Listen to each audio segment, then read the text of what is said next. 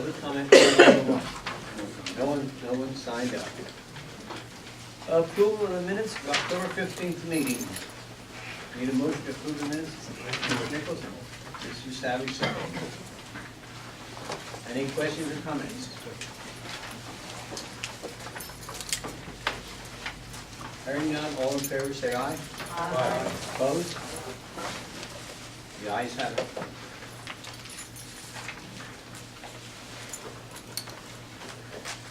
Now, one of the things we do is have an update of the program.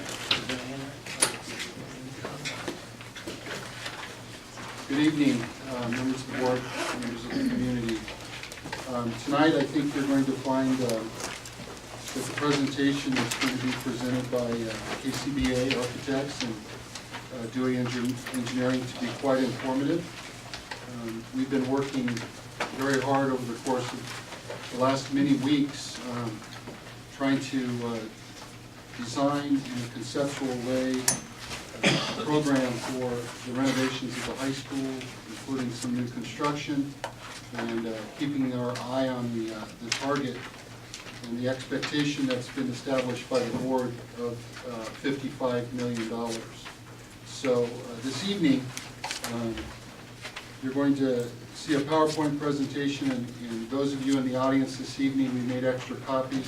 We have heard that it's very difficult for you to see the screen, so hopefully there are enough copies that have been made for you out there so you can actually see the drawings. So without further delay, I will invite Jay Clough to begin our presentation. Thank you. First of all, can everybody on the site see adequately? We're working with time. You all right? All right. We're here tonight to conclude the first phase of the project. That is the conceptual planning phase. Just a real quick reminder, what is the conceptual planning stage supposed to be doing? What are we trying to do with this stage of the project?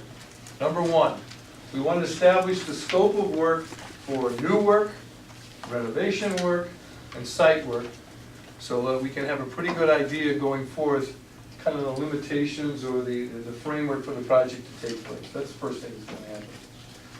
Number two, we're going to check that against the budget. That's where Dewey comes in. There's a lot of sheets about that that'll come up later.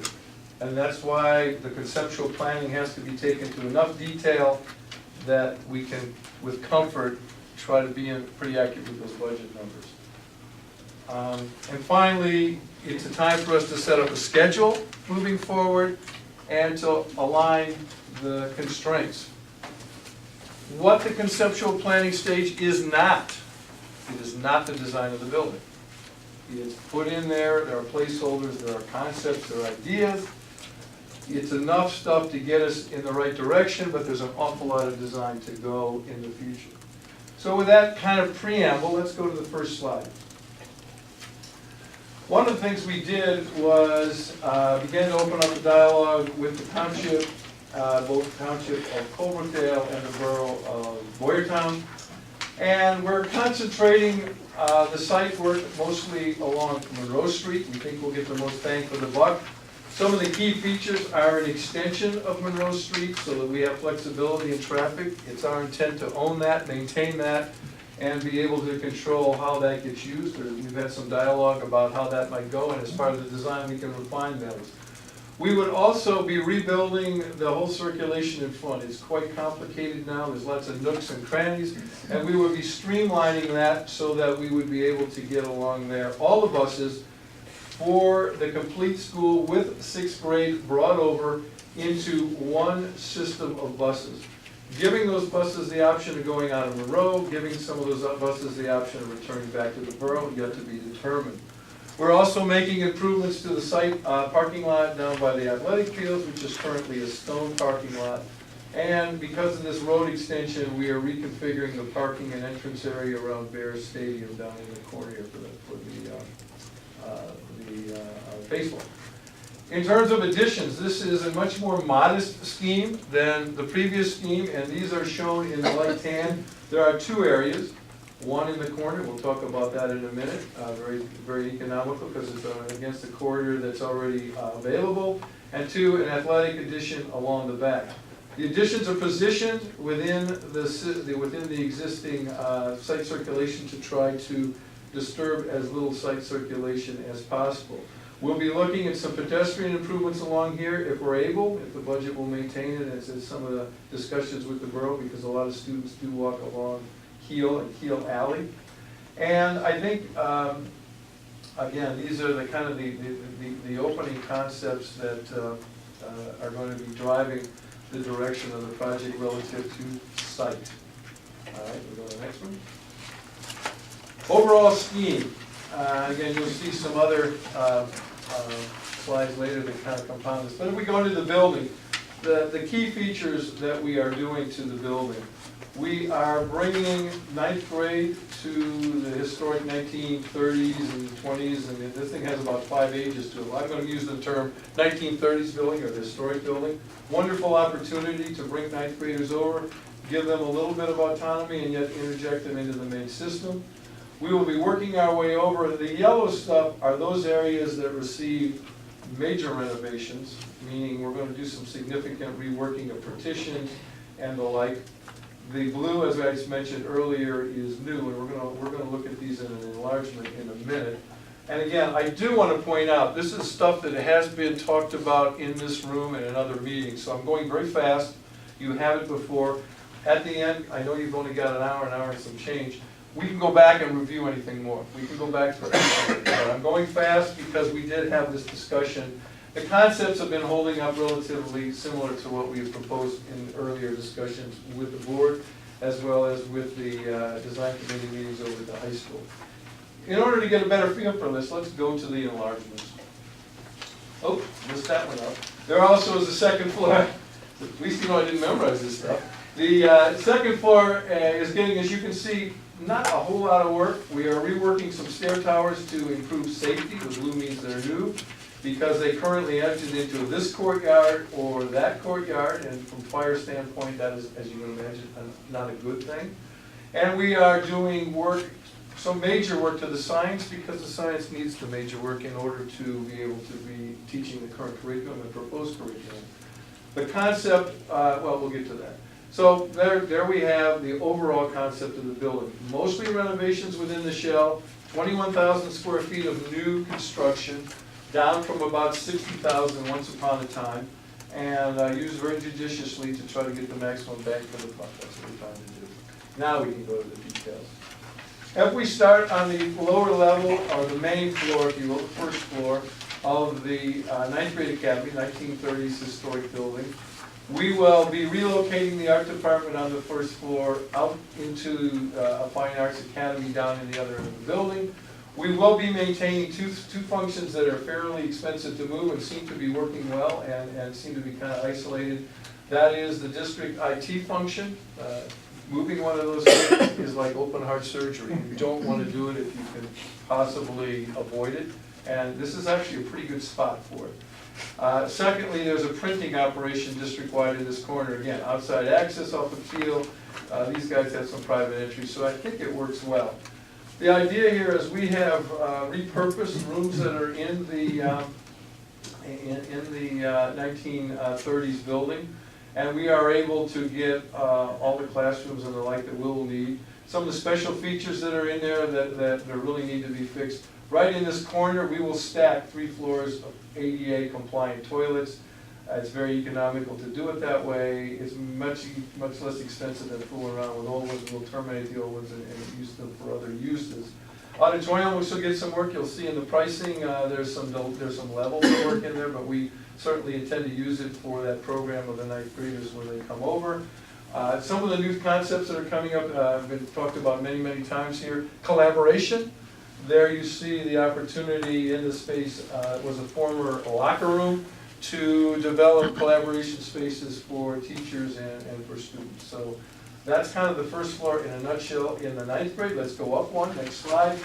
As you get up the upper level, you start to get a higher density of classrooms. The biggest change there is the gym in the corner, which is valued, but it's kind of isolated from all the other athletic activities, is being replaced as part of the construction, the blue, down in the north end of the high school building from the 1990s. In its place, we have a wonderful opportunity to introduce science and technology. We have a space here that's about 1.5 stories tall.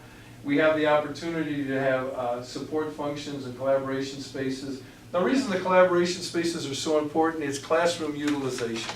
If you take groups of students right now, currently being taught in a big classroom, and you have 10 students or 8 students, if you schedule it correctly, you can put those in these little rooms and free the other classrooms for use throughout the day. And the idea here, working with Dr. Cooper, working with the teachers, is to change that scheduling system so we begin to use these classrooms at a much more dense rate than we do now. We can do that because we have some shifting and things that we can make happen. Again, the gym was not placed here because it's, first of all, we needed to get all the 9th grade in. Secondly, it's a wonderful opportunity for us to get the science in there.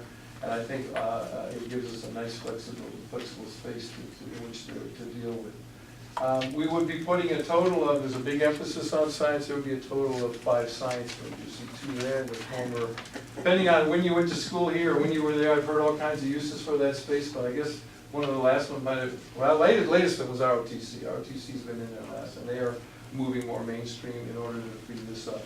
So there are 5 science classrooms. Going up again, the 3rd floor, you have a lot of these oversight spaces in here, and again, with those oversight spaces, there's volumes that exist. We will be placing classrooms in all the yellow areas. Again, the stacked toilet, stair towers remain, and it gives us a really nice compact area for 9th graders to take their core subjects, and that's our intent. Not a design, but spaces are allocated for each. The concepts are there that in those spaces, smaller areas, more flexible areas, and that much thinking has gone into a lot of thinking actually, but not a design. Next one. As we start working our way north, and again, I don't know, for want of anything better, my firm, we call it the banana corridor. It's the curved corridor, it's a signature corridor, and it currently houses the administration. The problem with the administration in that area is you can't find it. You're supposed to enter here, they do buzz you in, and you, on the honor system, once you get here, to kind of come over and not disappear somewhere else, and I guess most people do, but if somebody didn't, it wouldn't be good. So we were saying, okay, the administration really ought to be near the middle of the building, it ought to be on the front of the building where it can be found, and it ought to be in a place that would be more secure and work better. So, if we're willing to move them, and we are, we now have a nice area here for the Business Academy, the Entrepreneurial Academy, and it has lots of opportunities. There's a lot of work to do here, but we're exploring all kinds of concepts. Teaching in corridors, we've done this in some of our other ones, can show you examples one of these days. Small group rooms that are shared by other people, traditional classroom spaces. The ROTC people that got bumped from the other building will be taking over the music area. Music belongs down with the auditorium. That's where their stuff happens. We are promoting sending music down by the auditorium and sending the administration down in the center of the building. That frees us up to put ROTC in some pretty big spaces. They need some big ones. And that frees up the former office area to do some really exciting things with the entrepreneurial stuff. And it puts our counseling and health kind of down here, which is done by design. Those are related functions.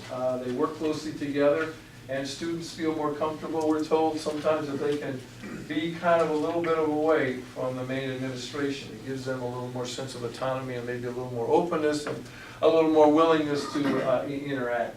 As we work our way north again, the administration now is right at the middle of the building, and we are taking some classrooms that are in there. We're able to relocate them. Again, our efficiency is going to go up because we have these collaboration spaces. There's one right there. Hopefully, we'll get that to stay. That allow us to, again, not a design, so some of these things are going to move around a little bit in the future, but the concept. We are able to repurpose these classrooms in other parts of the building, and we are able to use that for the administration. It is right at the front door, a brand new main entranceway, so when you come in Monroe Street, you don't worry about where to go in. We are downplaying our former entrances over here, as well as the one over by the 9th grade center, but we will be using them for the bus discharge. When the buses come and go, we can get students in and out through those. As soon as school is started, we're going to lock them all up, everybody locks down, this door locks down, And what happens is we have a super secure vestibule. Our first line of defense is letting somebody buzz in to the first set of doors. We can keep the second locked. We can lock the door into the office so they're just in that queue. We can let them in the office and we can let them back out again, or we can let them go directly through. A lot of discussions to happen yet, but I think a lot of flexibility there. It's visual too, that all the people in administration, the banana thing's a little tougher to see. You're looking at alcove. These guys are actually looking out at people coming and going into the building and looking at the major hub of almost the dead center of the corridor, if you go back a few pages, which we won't right now. So that gives us a kind of a broad brush. We are bringing 600 students over. They got to be fed. What we are doing is expanding the cafeteria. The former scheme was going to fill the courtyard. It's very expensive to fill courtyards. It really louses up daylight and things into the room. Our thoughts about this is take out what used to be faculty dining, some other support. Faculty dining is now across the hallway in a very near area, and expand the cafeteria down in this corner, which is a fairly economical way to do it. It leaves the courtyard for future options, including maybe some dining out there now or in the future, some doors. In any case, you get the light in there and you don't have to struggle lifting building materials over a building to put it in there. Kind of some broad brush ideas that we're talking about, some concepts that we're trying to make happen. We go to keep going. I never get that right. Okay. I'm sorry for the chemistry people. We'll get that. There will be other work in here. John's going to talk about there are layers of work and renovation work, but the really heavy-duty stuff, which we've toned in this case in kind of a yellow color, are those that are going to get a lot of work, and it's to create the 4 chemistry labs. The idea is you can teach any science, we are told, and we're still getting into this with the science teachers, out of a chemistry lab if it's designed correctly, but you cannot teach chemistry in most other labs.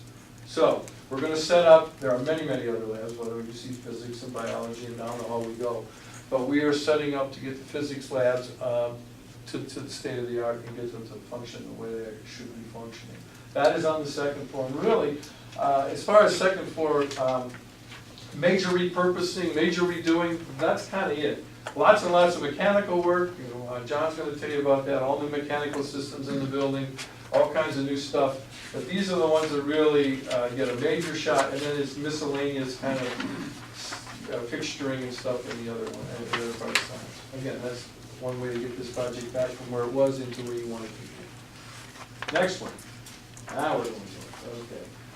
Probably the most dramatic change down in this end. It's a whole different way of looking at things. We are putting the Fine Arts Academy down with the existing auditorium. We're putting it near where the main lobbies are.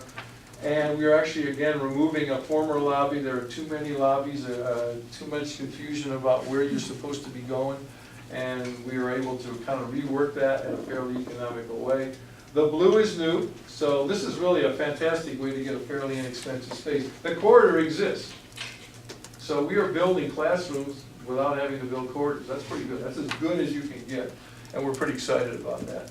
The Cub Gym is being replaced, and we're between the gym that was up by 4th Street and the Cub Gym, we're going to have a new facility. We're going to see it in a minute or two.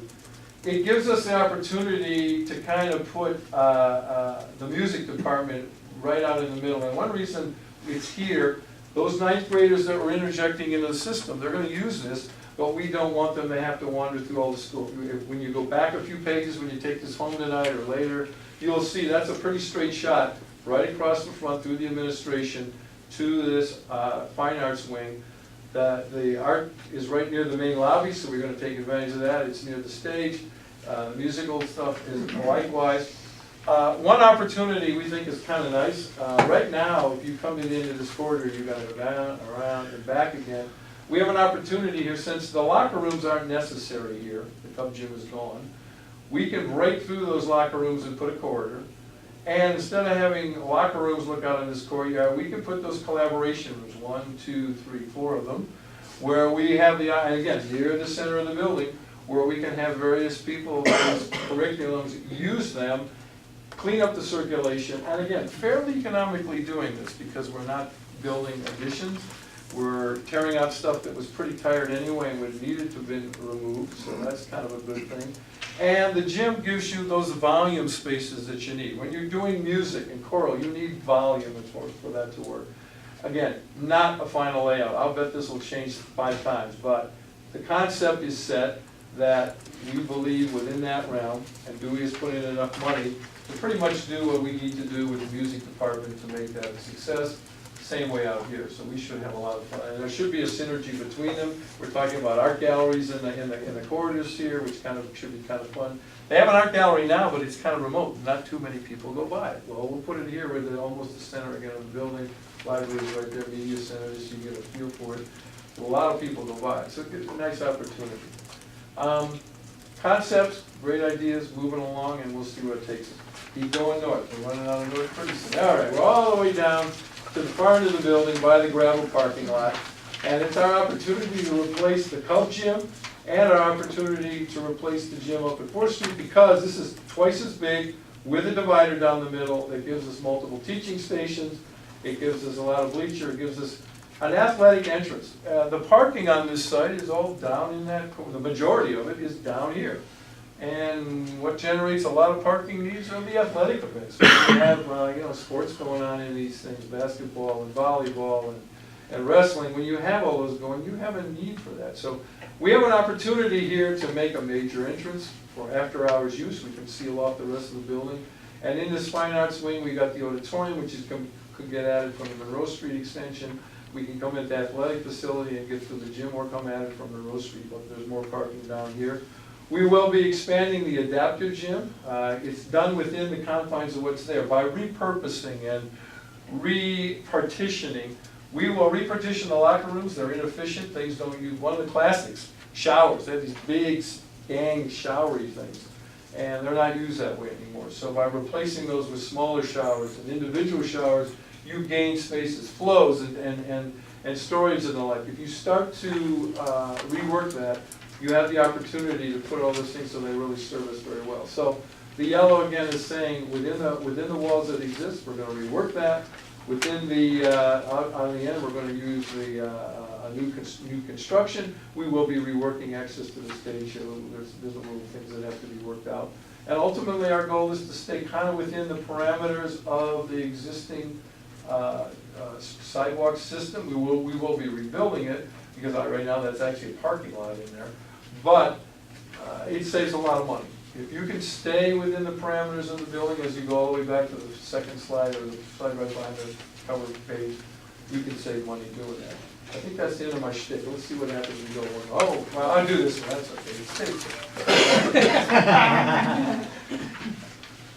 We left a lot of stuff that we didn't talk about, and again, this is interesting. Dewey and us we have a color fight here. I don't like magenta, so we stuck to yellow. But the yellow and the magenta are the same. The blue, I guess we have a common understanding. So there's your blue. We're doing the blue stuff, and Dewey is tasked, and they're going to do their shtick in a minute, with putting prices on all this stuff. And we had papers and papers and papers. You got one summary. He's going to go over it. There are many, and I think most of them you should be seeing. They should be reaching you. They're public documents. So what I just described to you in kind of good detail, or fast detail at least, is the magenta, the purpley stuff, and the blue. Okay, those are spaces that are getting reworked or new. Look at all the green. There is work happening in the green, but not nearly as much work. First of all, you guys take good care of your buildings, so that's nice. It doesn't necessarily. If we can teach classes by not tearing it up, hey, great. If we can introduce academies by not shuffling all the walls, great. So that's our goal. And we've been having those discussions, and we're beginning to have those with the teachers. They're in the next round, just so you know that's coming soon. We're almost to the point, assuming that you guys see this is the way to go, we can start getting into those details.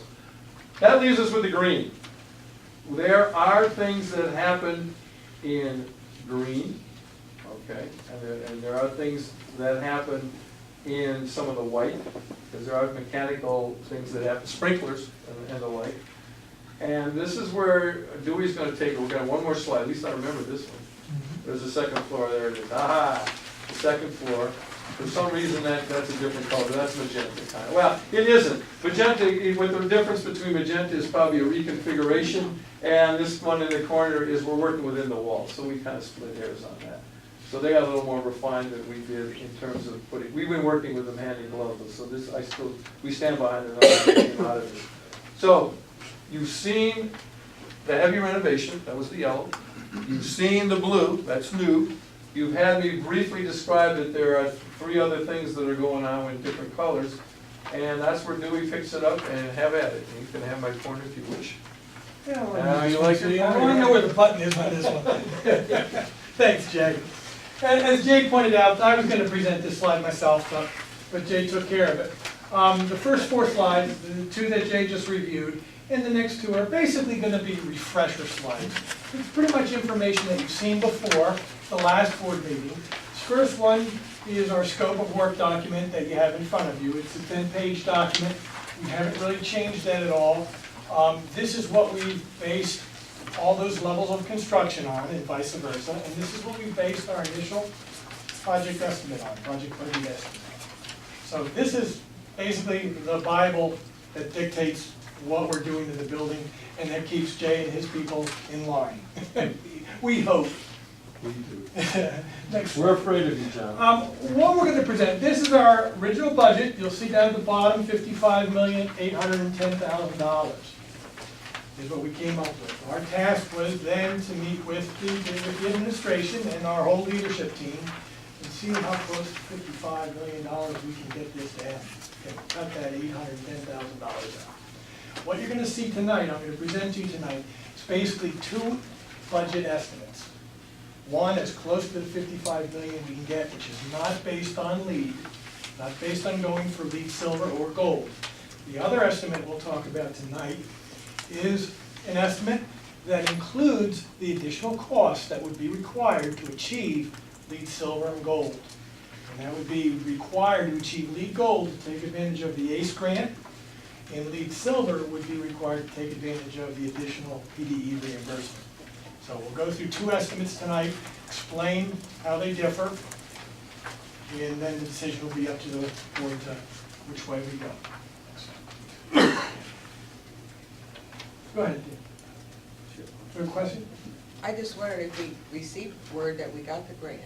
November 21st. The 21st is when the committee is supposed to meet, and we should know on that day, hopefully, or shortly thereafter. Okay. Indications sound good, but we just don't know 100%. We did have discussions with the grant administrator, and he led us to believe we had hope, or we would not have brought it. Or we wouldn't be pursuing it as diligently as we are. That's why I asked, thank Yes. you. They meet. If we can go back there real quick. And once again, getting back to the 2 slides showing the magentas and the greens and stuff, that's how we broke up our areas. And that we've presented to you before. The numbers haven't changed, the square footages really haven't changed. That's everything that you've had before. Just give you a little historical background and a refresher on what we're starting off with now. Next slide. Now you'll see this slide is very similar to the one you've had before, except we've made some changes. We've added a number of additional columns. The first column you'll see here is our estimated costs. What we have done for that column is we have line items here of items that are included in the budget or items that we feel should be added to the project. The items in red are our cost items that are included in the budget already in the $55,810,000. These red items are included in that. Within these items, there may be some flexibility, we were thinking, or some options to delete those items from the project, save money, or delete part of those items from the budget to save money. But it was something that we have to review with the administration, get their recommendations on which direction we'd like to go. We gave ours, as the team, the architects and the engineers, gave our recommendation to the administration on what we felt strongly about. And what you'll see is the second column, the administration's recommendations, which we agree with, concur with. You'll see then we have another column for alternates. we have one column for deduct alternates and another column for add alternates. That is items that will be bid separately with the project. And if they're a deduct alternate, you can take a look at that and say, okay, if we don't want to do that, we can deduct that from the base bid that the contractor provided. If they're an add alternate, you can say, okay, if we want that particular item, we'll add it to the base bid, which would increase the construction bid. And those, any of those selections do not have to be decided upon until after you receive the bids. And you know, if the project comes in much lower than we anticipate, that means you're either gonna save money, or you have a little bit of money to add to the contingency, or you may be able to select one of the alternates that you choose that would bring the budget up, bring the final bid price up to what your original budget estimate is. And you'll see, the last column, we just keep a total of what we feel, the administration, the leadership team feels should be included in the project or added to the project, and that'll give us a bottom line budget you'll see on the next page. Wish my eyesight was better. Let me just page to this so I can actually give you a clear understanding of what we're gonna do. Item number one, the first line item, that is our original $55,810,000 from our original budget. From there, we're gonna go through these items and just explain what each item is briefly. And our recommendation, leadership team's recommendation, which includes the architects, the engineers, and the administration, on what to do with these items. So you'll see the first one is the existing 1954 underside, the existing high school, the original high school after the 1930s building was built. It was built in 1954. There's concern that the under slab, all the piping, the storm sewer, the sanitary sewer piping that's under that slab may be exceeding its life expectancy. The last thing we want to do is put $55 million into this project and walk away, and in a year or two, you have some major piping issues and plumbing issues that require the floors to be saw cut, removed, and piping replaced. So the first thing we have to do is look at whether or not we can replace that piping, or if it needs to be replaced. At the time, we didn't have enough information to tell what the condition was in. We're gonna have, and we have started having that piping scoped. It's inconclusive right now, so we're gonna do more investigation. But what we have done is we've allowed in the budget approximately $420,000 to take care of that if it all needs to be replaced as part of the contract. That's in our budget right now. If we find that piping is in excellent condition and there's no problems, it doesn't need to be replaced, that $420,000 can come off of our budget figure, savings. But right now, we don't feel it's possible to play with that figure yet until we get a more thorough understanding of the condition of the piping that's underneath. Question. Yes. What about the piping in the old section, whatever you're calling it? That in the, let's call it the 1930s building. Okay, That's being replaced completely. Okay. That we know. That was built 1920, 1934, 1930, and we know that has to go. That So pipe that's is there. already in our budget to replace everything. so that was checked, it's no good. Yeah. They've had nothing but problems, Paul, I know you agree, in past years under the slab, nothing but problems with it and replacement, Question. so. Yes, The investigation of, is that gonna be a paper investigation or? no, what we're trying to do, and they've started, is we actually have a high definition camera that they put in through the piping. And they actually film it, it's color, high definition, and it's very boring to see, but it just goes through the pipe and you can see if there's breaks in the pipe, if there's dips in the pipe, even the extent of scale and things in the pipe. The problem with this building, which we all find out now, is that there are a limited number of cleanouts. Cleanout is a big opening nut that you remove and you can go in. Usually those are in the crawl spaces or at the floor lines or where they're accessible. Evidently, it's very limited, the number of cleanouts. And the company that was in doing the initial scans, initial camera scans, they had to go from the roof drains and the stormwater and the sanitary vent lines up above and try to snake down. Unfortunately, they could only get the camera in 60, 70 feet or so before the number of bends and the scale just prevented them from going any farther. It's sort of like snaking out a plumbing fixture at home. You get that snake in, but it kinks and gets with all the bends and stuff. So what we have to do is actually get another company in there to help clean out some of the piping, open up some of the cleanouts. And it may require going in the tunnel area and actually remove a section of piping that's not being used and patch it later, just to get a thorough investigation. Or we Okay, may it's not even gonna have be a to- paper investigation.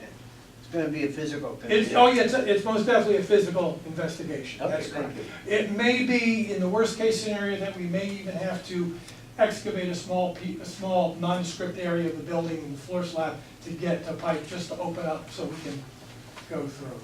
Just a difficult thing, but I think it's worth investigating. Okay. Yeah, Can't you flow test those lines? they've been flow tested at various times, I guess, but that won't tell us the condition.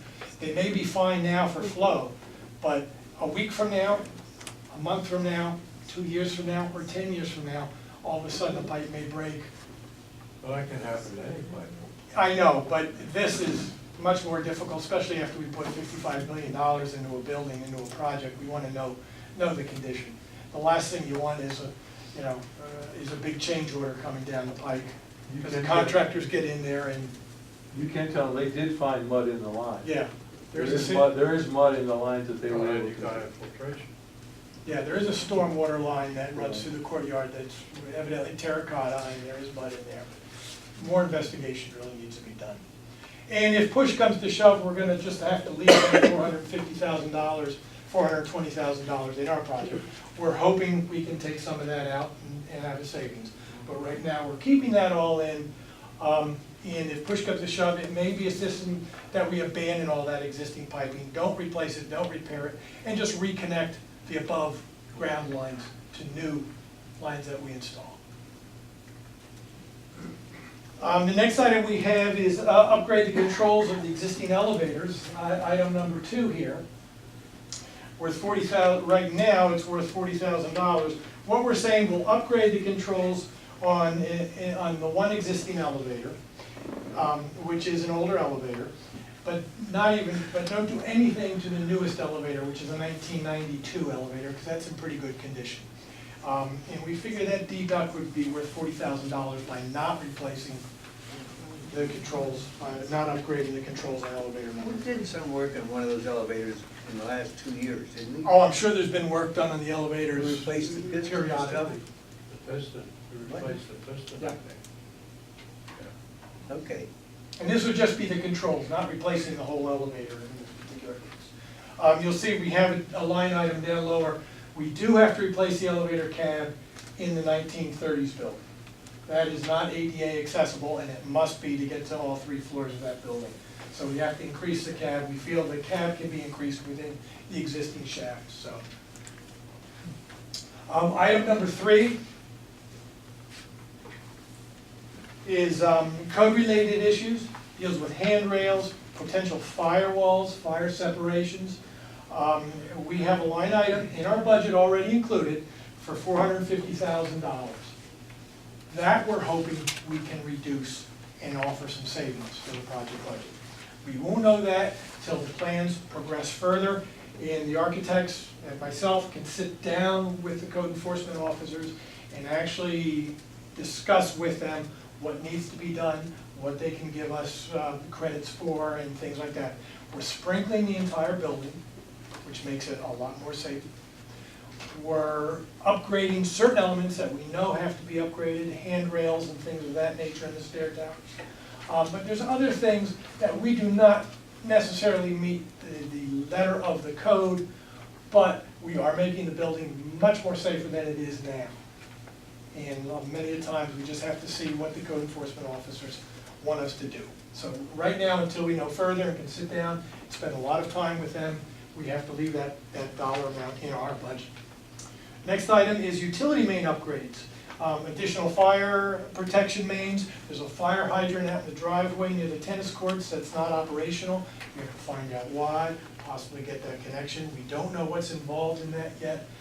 There's a possibility that we have to bring another fire protection line main down to where the new fire pump would be, or additional fire pump would be. And until the design develops further, we're not really gonna know what that cost is gonna be. So we do have a figure in our budget for that, and hopefully it's gonna be less requirements than what we anticipate, and we can have some savings there. Existing transformers to remain. You've got four existing transformers in the building. They can last another 20, 25 years. We feel they should remain, and that offers us a potential credit, in that case of $200,000, which we're taking advantage of. We had that $200,000 in our budget. Our discussion with Paul and his staff feel that those transformers can remain. They're very serviceable right now. They don't contain hazardous materials, PCB, which you've all heard. They're just oil containing transformers. We feel they can remain, and that would offer a $200,000 savings. We have a line item here, two line items, item number 6 and 7, to eliminate the exterior wall, the masonry wall repairs. There are some areas where there's water infiltration concerns, both in the 1930s building courtyard and in this building here. There are some moisture issues. Flashing maybe, we don't know. We have to investigate that as we get into construction documents. But we feel it's important to keep a line item figure in there for each one of those to repair, because we don't want to put, once again, this kind of money into this project and have the walls still, water infiltration into the walls, creating more damage in the future. So those two line items are worth $70,000 apiece. We feel that's important to keep in our budget right now. John, you missed the alternate ad for the transformers? No, I hit the 4 transformers. Yeah, we put it on. Oh, I'm sorry, the I'm alternate sorry, ad. you're correct. Yeah, what we did is we added that as an alternate bid to add. So what happens is that's coming off of our budget figure, because it's already built into our budget, but we have it as, we took it out, but have it as add alternate. So if the prices come in low and we want to add, you want to add that to the final bid documents, you have that option at bid date. Number 8, reduce or increase the project contingency. We'll probably come back to that. Right now, we have $2 million in contingency for the project. That is low for this project at this time. Normal contingency would be closer to a $5 million for this project. But there is an option. We want to get this project down to $55 million. And you can see we did that. That contingency depends on the quality of the architecture, does it not? It depends on a lot of things, especially on a renovation building. As you get in here to renovate, you uncover, as I said, the piping up there. We're Yeah. aware of it now, but if we were never made aware of it and didn't suspect it, all of a sudden you may stumble across something like that that nobody had any idea. Many times you'll open up a wall where you don't think there's any structure, and you open up a wall where you're planning to put a door, and you find there's a column that doesn't show up on any drawings. You have to deal with it. Many times it'll be just the opposite. You'll remove a wall and find out that it may be structural where it really never indicated on it, and you have to put structure back in. So those kind of things happen all the time. It Okay. occurs with plumbing locations and everything. Soil. Did you say number 5, you were recommending bid as an, to add? Bid that as an alternate, What as an did add you- alternate. Did In other I words, we'll not- pull, Yeah, I know, but did I not misunderstand you? Didn't you say a while ago it was recommended they'll be good for another 20 years? that's right. So why Well, would- we don't know 20 years. They could be 20 years. They could go in 5 years, they could go in 5 days. It's just one of those things. But they're in good shape or whatever you Paul said? and the administration feels they're in good shape for now, and we can put that as an alternate. Yes, everybody would like to repair those or replace those right off the bat, but they don't necessarily need to. It's one of those things that we have to make a judgment call to get down to the $55 million. So by doing this, we can pull that out of our budget, Right, and if the budget comes in under $200,000 under, or the bids come in $200,000 under, we have the option to review that and say, yeah, maybe we should replace those right away. okay, thank you. So anyway, increase or reduce or increase the contingency, that's something, a decision that'll have to be made. You'll see right now, we're recommending to decrease the contingency, and that'll get us to the 55, we'll see on the next page. Item number 9, specify built-up roof in lieu of what's planned, single-ply membrane. There's no question a built-up roof is gonna give you a life cycle cost much better than a membrane roof. It'll last longer, it's repairable, it's restorable, it's just a much better system in general, but it does cost a lot. In this case, $1.8 million over and above a single-ply membrane roof. We feel that's important to consider. So once again, it's black, it's not in our budget. So what we have done here is put that in as an add alternate. So when bid date comes, and depending what the bids are, you have that option to select that if you want a much more durable, better performing roof at an increased price. Good question. Yes? I would like a build-up roof myself, but I think we have a single-ply roof on there now, and I think it's 25 years old. Is that correct, Paul? 1992, Yeah. it was 21 years. 21 years, 21 years. working on this Okay. 25 years. So if we went with a single-ply roof now and spending that, instead of spending that additional money, which will add to our burden, 20 years from now, we can do that build-up if we want to. I think I'd rather stay with a single-ply. That's correct, and that's what we have right now. In our budget, we have the single ply. But it doesn't cost really anything to take that as an alternate. You know, what we would like to see our bids come in $2 million low. Yeah. And that membrane has actually improved, I think, since the time that we originally put it on here. The manufacturers claim it has, but Yeah. you'll see the warranties haven't changed much. and- So, yeah, I'm sorry. If you were building a new building now for your firm, if you owned the building, which I don't know if you do or not, doesn't matter, and you were like 40, I don't mean to pick on your age, You're doing me a favor. what kind of roof would you put on your own building? And did you do a cost analysis of how much a year this roof is gonna cost us? We And are spread it planning- over a 40-year period or We 30-year have period? not done it yet, because we're just busy getting the lead prices together, but we are going to do that, hopefully before the board presentation next week. I mean, because it seems silly to me to Well, we- put a cheap roof on, and that's what it is. Yeah. And you're We- spending $55 million on this building. I don't wanna see us have to redo this in another 15 years. And Paul's been babying that roof for quite a few years already, have you not? So Yeah. it's not that it's still in good shape after 21 years. And I would like to see a cost analysis done. Yeah, and we will do, we can do it, you know, as I said, we can do it as an add alternate, so a decision doesn't have to be made until bid date. Right, but I We feel will that's, definitely have a cost analysis before that decision needs to be made. well, I feel that's very important. Yeah, I'd we will trade most any other- definitely have that. any other thing in that building and get a good roof right off the get-go. What's it gonna cost us in 15, 20 years for a new one? That's why we didn't get You're a right. new one yet, No, right, Paul? we can't, you're 100% We didn't have correct. the money. You didn't give me the money. That's why we're stuck with a bad roof now. And our directive was, and our job was to bring this project in at as close to $55 million as we possibly can. I realize that. So we're picking and choosing, but giving you this list so you can go back and pick and choose also, I guess, Right, different but than if what I'm we gonna did. build a nice house, Right. I'm not gonna put a cheap roof on it. But with the alternates, it gives everybody that option. So we don't have to make a commitment at this point. Yeah, is this cost analysis you mentioned, how many more years will you achieve with a build-up roof compared to a one-ply? or whatever? Well, a built-up roof will give you a 30-year right off the bat, Okay. especially the kind of built-up roof we're talking about.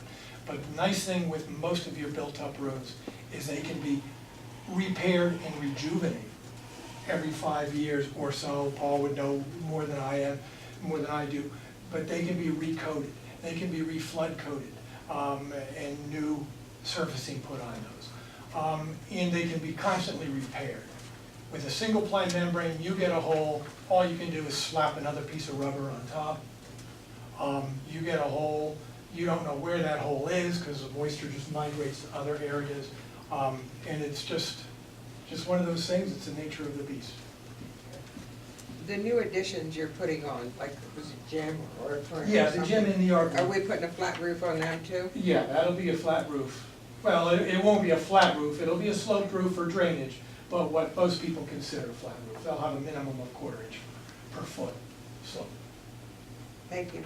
Yes, There is a roof replacement in the basic bid. yes, Right. that is correct. What is the value of that? For the overall project, it's $4,100,000 or so dollars So this is. for that. this- Matter of fact, we have it in our estimate. Yeah, $4,115,000. So this is like about 1/3 more.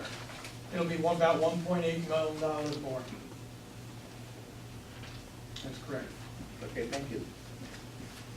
Yeah, it's not a small number, but it's a lot of square footage you have on that roof. You almost double a life Right. and add about 1/3 to the cost. That's correct.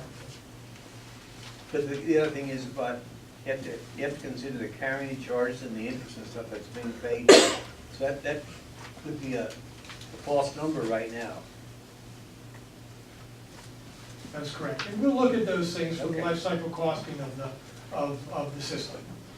Item number 10, item number 10 and 11 go hand in hand.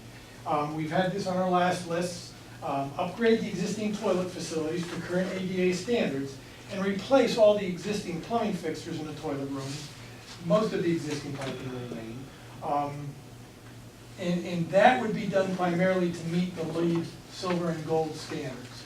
Right now, we don't have that in our base budget estimate. But you'll see as we move on and discuss the LEED, we do have a price for that and what that would cost. We have a price here, but we do have that included in the overall LEED cost estimate. So right now, for our base price, it's not included. Item number 12, replace the 1930s auditorium. John, there's a question. Real quick, on this, the ADA, aren't we obligated by code to have ADA? Yes, sir, we are obligated by code, but what we'll do, and Jay and his team worked out a nice solution to this problem. What they've done, if we can go back to, I'm not even sure which slide, Jay. The existing there's 2 existing stair towers that open up, that would be good enough. There's 2 existing stair towers. There we go. One over in this area that opens into that courtyard, and there's one over here on the 2nd floor, if I'm not mistaken, that opens out in the Maybe courtyard. go back if you want, we'll go back, Yeah. go back to the yellow, keep going, well, there you go. Well, Yep. One more.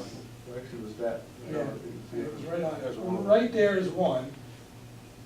That opens, actually not the courtyard, but into the cafeteria, which doesn't meet code. And the other one is, as I said, on the other courtyard, the library courtyard. Go back to the old. Yeah, there. And this one in here opens right into the courtyard. Well, once you're in the courtyard, emergency situation, a fire or such, panic, you're out in the courtyard, now where do you go? There's no way out of the courtyard. So we have to solve that issue. We solve that issue by providing 2 new stair towers, leaving those areas void of any real function. So what happens, it's a nice area, put unisex handicap toilet facilities in each one of those stair towers, each room, in each floor, and that way you meet the intent of the code. And not spend a lot of dollars to upgrade all the toilet fixtures, or all the toilet facilities.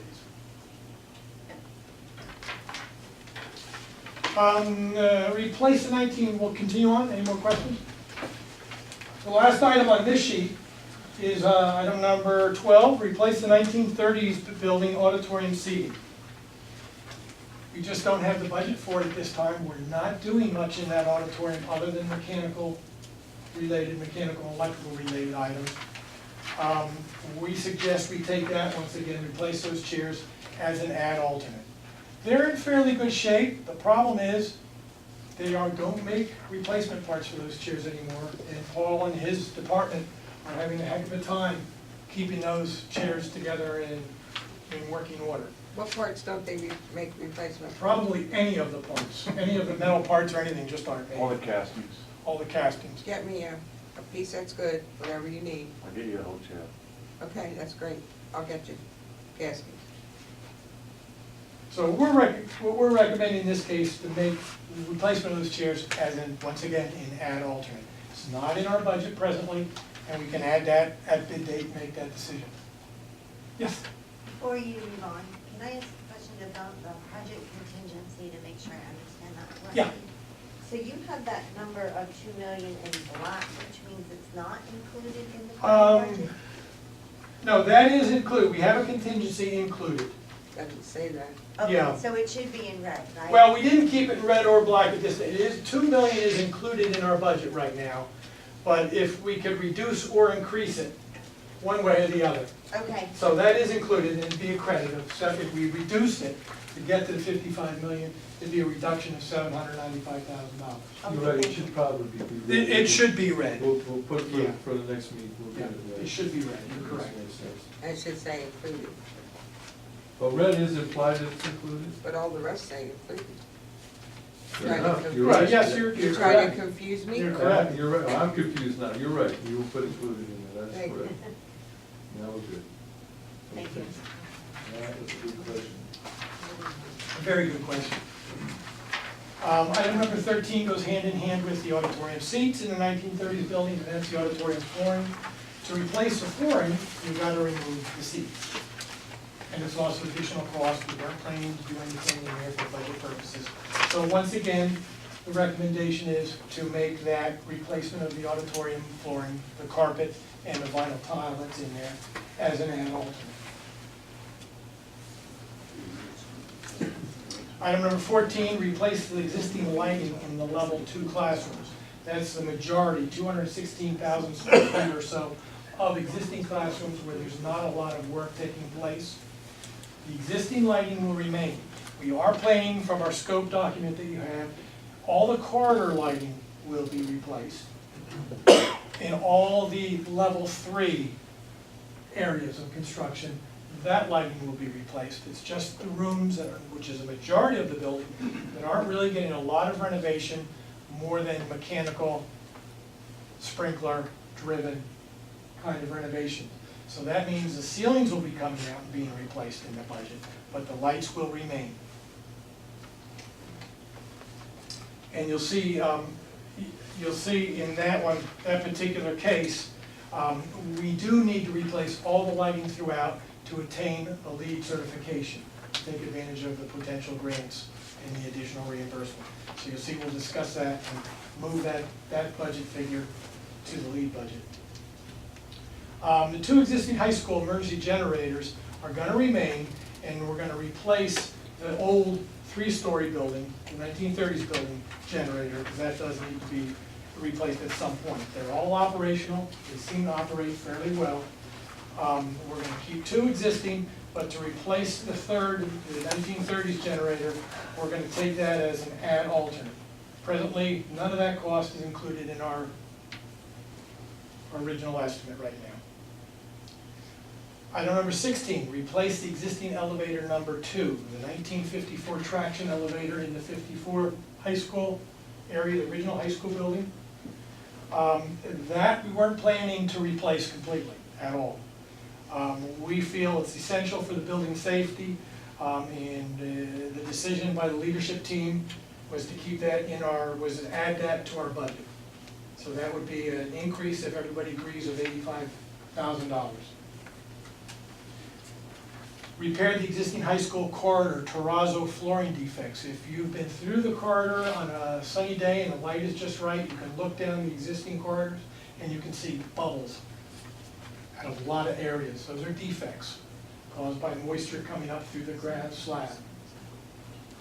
We had test holes bored in there before. Did you get those reports? I don't think we've seen the reports, but we have talked to Paul about that.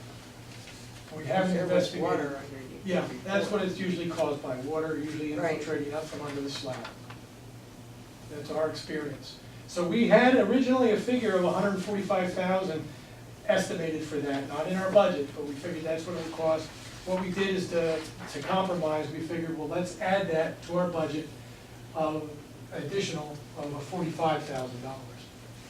So we sort of compromised and figured, well, we'll put an allowance in to have that to have as much of that taken care of as we can, up to $45,000. Excuse Re- me. Yes.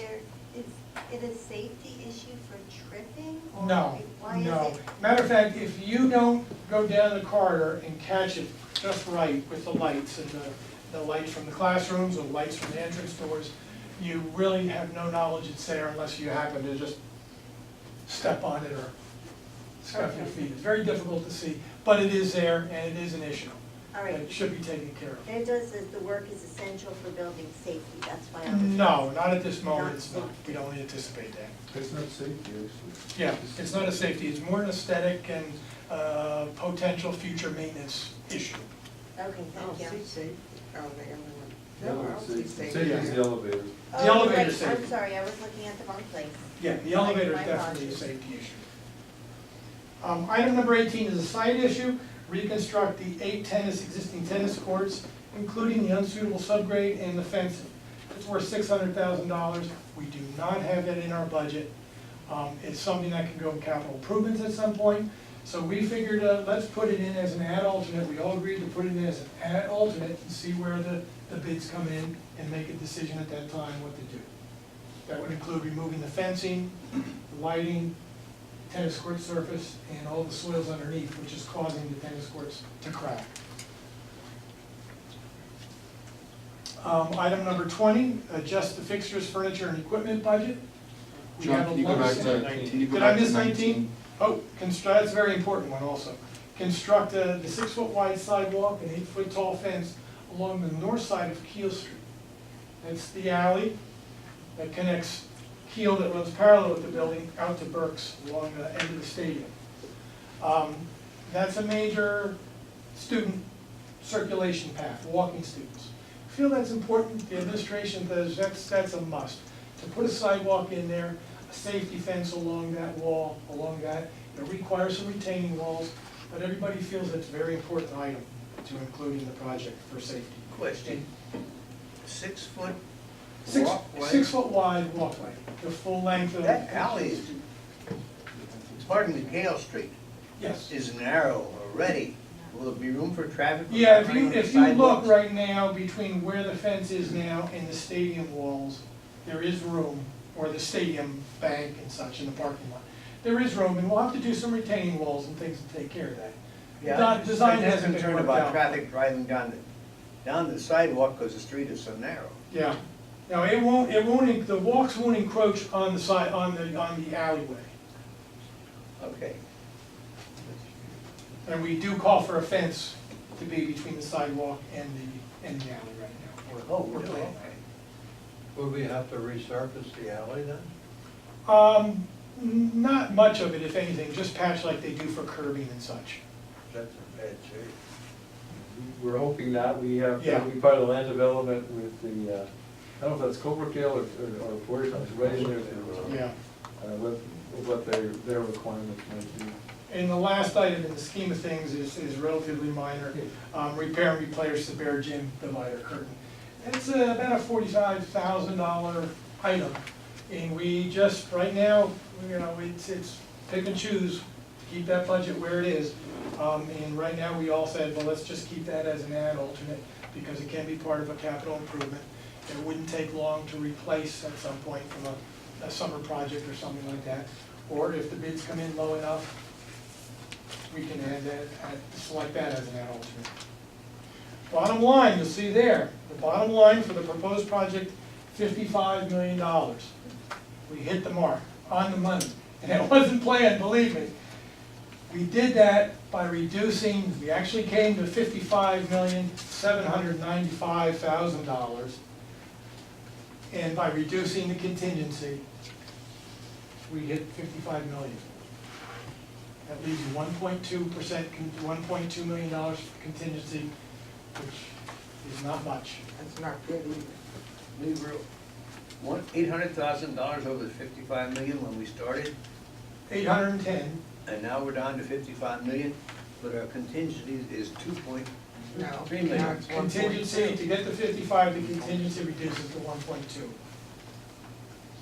No, I'm talking about the alternative, pardon me. The alternatives that were in there add another 3 million. Yeah, the alternates would add another 3 million if you selected all those alternates. Okay. That's We correct. don't have room to select any of them according to the 55 million.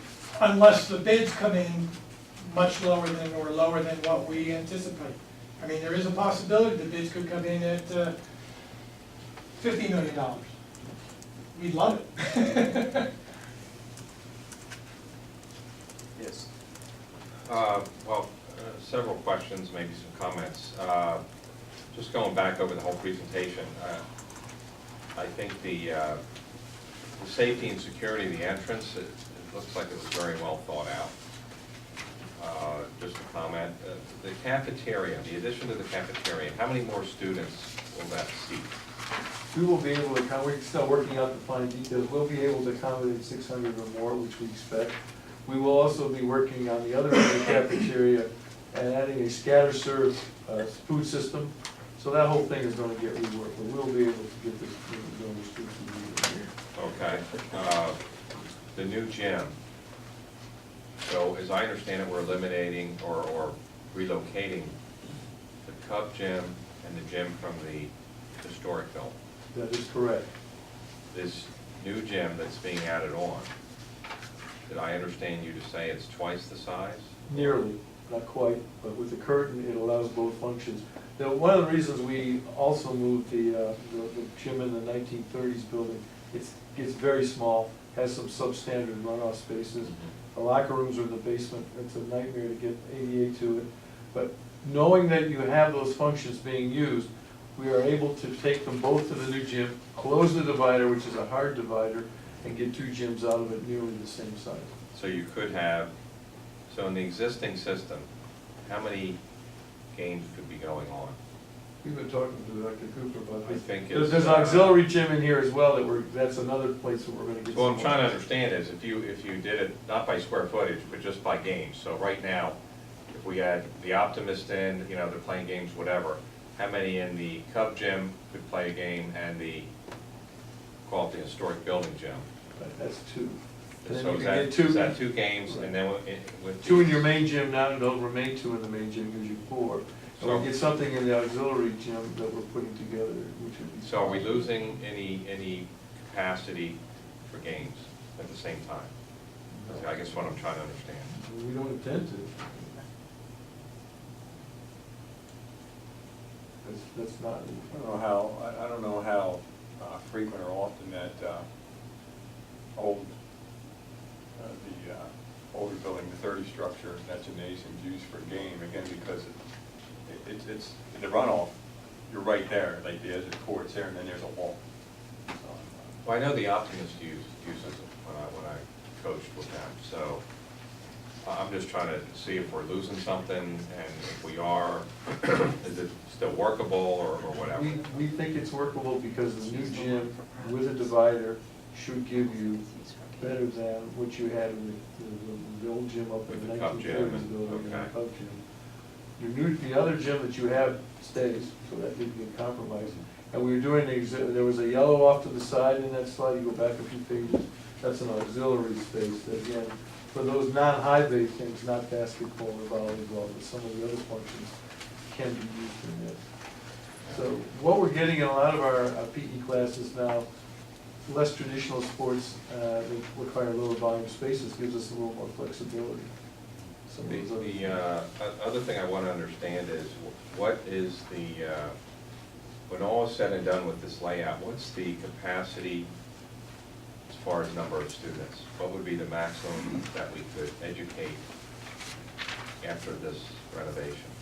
We intend to be pretty much where you are with the 600 students throughout over, but we are still working on the efficiency of taking students, using classrooms that are empty a couple classes a day to use them more thoroughly, and we're working on that to get that. You don't have a ton extra, but you have enough to make it work, and with the new teaching of the academies and the 15 small group rooms we're listing around the building, that should give you a lot more classroom capacity in that, not physical numbers of classrooms on paper, but actual classes that you can put students in throughout the day.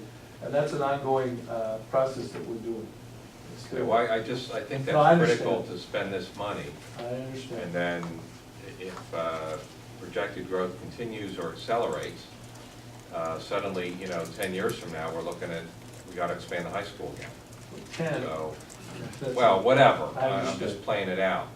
So I would wanna know what would be, through efficiencies, what would be the maximum number of students we could educate in the new facility, so that we know after spending this money that we're gonna be able to get. I mean, we don't have a crystal ball, we don't know what the growth's gonna be, but if it puts us at where we need to be with this 600, if there's any growth, that's a problem. Right, but with the 15 small groups, we can free up lots of classrooms, and that's what we're doing. It's not a, you will get, and a peak, I know when you did plan conforms, those are really crazy, because they assign capacities to places that educators don't. This is a 1973 system. So we're gonna go with the system, we're working with Dr. Cooper and staff to actually plot that out. Okay. But what we're comfortable with, because we had a first pass at it, the flex, it takes, it's a teaching in a different way. Taking 15 small group rooms that you take classes out, and having teachers assigned differently so the classrooms don't sit idle for 1 or 2 periods a day, significantly impacts your capacity, but it doesn't necessarily significantly impact your classroom count. And then another question, going back to over a year ago, we had the facilities analysis completed. And as I recall, to bring the existing building up to standard, current mechanicals, roof, all the things that needed to get done. The number I saw when I looked at the analysis this weekend was $31 million. So I'm You'll just see that curious. slide, that slide's coming. Oh, perfect. We have that. Okay. We've also, Yeah, we have addressed that. you're pretty close. We had a 32 number, you got 31, I guess it depends on which study. They had a couple of drafts. We finished. Finished? Oops. What percentage of the projects that we've done in the past come in on the amounts that were On budget, I don't, personally, I don't know the exact percentage, but I know it's very high. And how about for, Can you come on or very change close to orders? within 1 or 2%. How about change orders? Change orders are very low percentage, I can't give you. And the change orders would increase or decrease cost? Change orders, it goes both ways. It really, that's where it averages out. If I gave you an average change order price, sometimes it may be high on a project, other times another project may be low. They average out to a very reasonable number. So I can't just say they always come in high, I or they realize always that, add but on change a orders. project for There are this kind of many money, do you think we're looking at 1% or less than 1%? We're shooting for about a half. We're hoping to get a half. Thank you. The national average is 5%, and we're nowhere near that.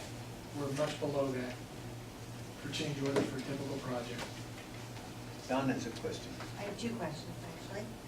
One, I wanted to understand more about the gym. Steve started asking some questions, and it sounds like you feel that the space or the usage